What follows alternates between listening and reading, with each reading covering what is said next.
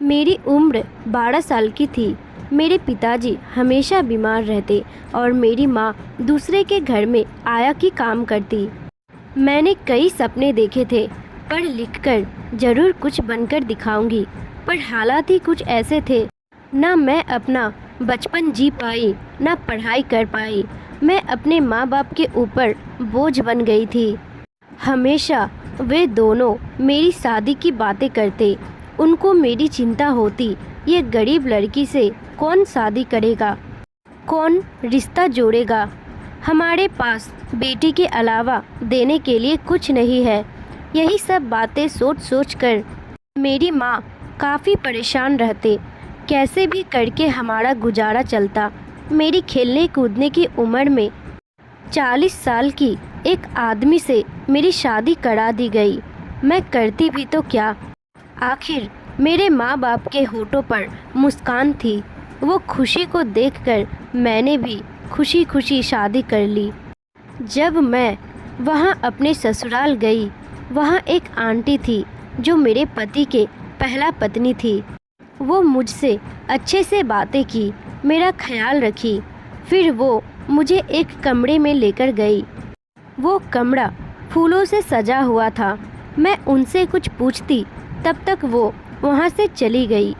अनजान जगह, अनजान लोग थे और मुझे कुछ समझ नहीं आ रहा था मैं क्या करूँ। फिर अचानक मेरे पति कमरे के अंदर आए और दरवाज़ा बंद कर दिया। उन्होंने बहुत शराब पी रखी थी। मैं घबरा गई। फिर वो मेरे पास आने लगे, मेरे साथ अजीब तरीके का व्यवहार करने लगे। मैं बहुत डर गई थी। उन्हें धक्का देकर भागने लगी। जैसे तैसे करके मैं नीचे गई। वहाँ वो आंटी बैठी हुई थी। मैंने उनसे मदद मांगते हुए कहा, मुझे बचा लीजिए, मुझे मेरे घर पहुँचा दीजिए, मुझे यहाँ नहीं रहना। मैं बहुत रोने लगी। आंटी ने मुझसे कहा, अब रोकर कुछ नहीं होगा, तुम्हें यही रहना होगा तुम्हारे पति के साथ। अब तुम्हारा घर यही है। मैं चुपचाप रोते हुए कमरे में चली गई। मेरे पति होश में नहीं थे। कमरे में आकर देखा तो वो सो चुके थे। मैं भी रोते रोते टेबल पर सो गई। सुबह हुई। मुझे मेरे माँ बाप की बहुत याद आ रही थी। मैंने उनसे बात करवाने को कहा तो वो मुझे डांट कर चले गए। वो आंटी ने मुझे खाना खाने को दिए। मैंने उनसे पूछा, आप अपने पति की दूसरी शादी क्यों होने दी? उन्होंने कहा, मैं मजबूर हूँ, कुछ नहीं कर सकती। उन्हें कभी बाप होने का खुशी नहीं दे पाई, इसलिए वो तुमसे शादी किए हैं। तुम्हारे घर वालों को उन्होंने 50,000 रुपए दिए, तब तुम्हारे माँ बाप शादी के लिए राजी हो गए। यह बात सुनकर वो 12 साल की बच्ची बहुत टूट चुकी थी। उनके अपने ही माँ बाप पैसों के लिए उसे एक 40 साल के आदमी को बेच दिए। वो बच्ची जैसे तैसे वहाँ अपना गुजारा करती। उसका पति हर रोज़ उसके साथ गलत काम करते, उसको मारते पीटते।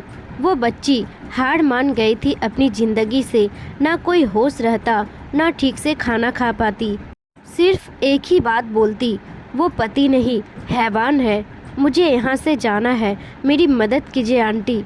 उस पर तरस खाकर वो आंटी उसको भगाने में मदद करती है। जैसे तैसे करके वो बच्ची वहाँ से निकल जाती है, पर अफसोस वो पकड़ा जाती है और फिर वही दलदल में उसे वापस आना पड़ता है। देखते देखते वो बच्ची बेचारी माँ बन जाती है, पर उस बच्ची की सहन शक्ति खत्म हो चुकी थी। वो एक प्यारी सी लड़की को जन्म देती है। बेटी हुई यह सुनकर उसका पति उस नन्ही सी जान को मारने का प्लान बनाने लगे। वो बच्ची जैसे तैसे वहाँ से अपने बच्चे को लेकर दूसरी शहर भाग जाती है। वहाँ वो कुछ दिन सड़क पर बिताती है, फिर धीरे धीरे काम ढूंढने लगती है। उसे एक घर में काम मिल जाता है। वहाँ वो अपने बच्चे का ध्यान भी रखती और घर का सारा काम भी कर लेती। वो घर में सिर्फ एक महिला रहती। वो उस बच्ची से उसकी ऐसी हालत होने का वजह पूछी। वो बच्ची अपनी सारी कहानी उसे बता देती है। यह सब बात सुनकर वो महिला की आंखों में आंसू आ जाते हैं। वो महिला उससे कहती है, तुम में बहुत हिम्मत है।